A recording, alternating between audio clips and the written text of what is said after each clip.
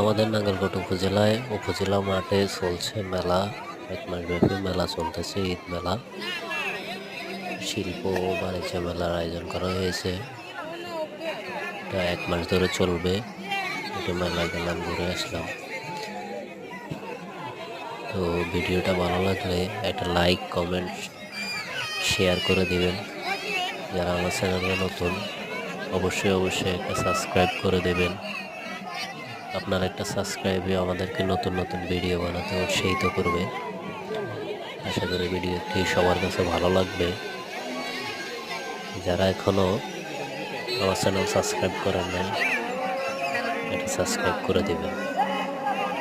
সকলে ভালো থাকবেন। আসসালামু আলাইকুম।